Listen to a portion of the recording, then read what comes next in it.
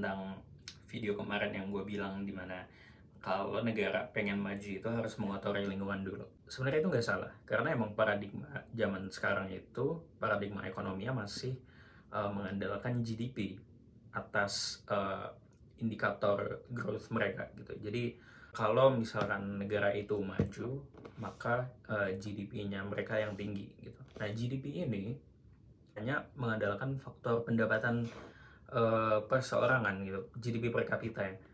Hanya mengandalkan faktor ekonomi atau faktor pendapatan.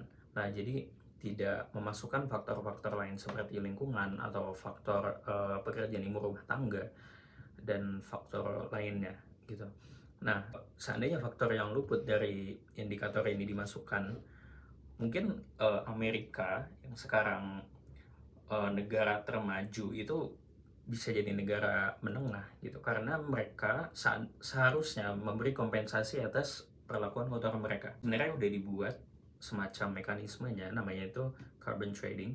Carbon trading ini adalah jadi kalau misalkan seseorang itu punya lahan pohon di mana dia itu bisa menyerap berapa karbon ekuivalen gitu ya.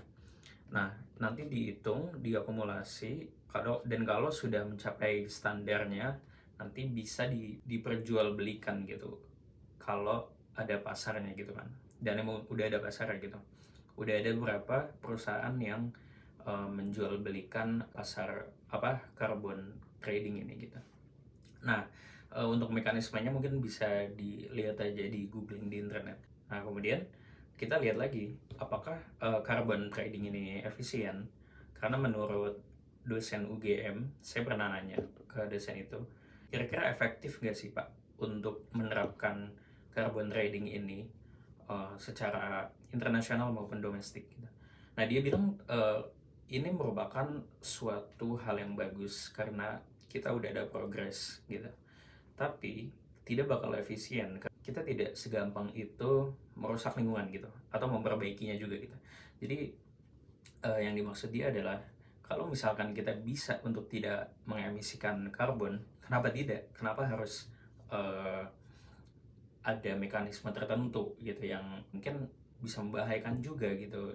Dia berkata kalau misalkan nanti udah ada lahan buat karbon offsetnya gitu ya, buat di capture, misalkan perusahaan ini dia carbon capture-nya memakai pohon atau NBS, Nature Based Solution. Oke, pohon ini akhirnya menyerap karbon dari yang beli slot di perusahaan tersebut gitu.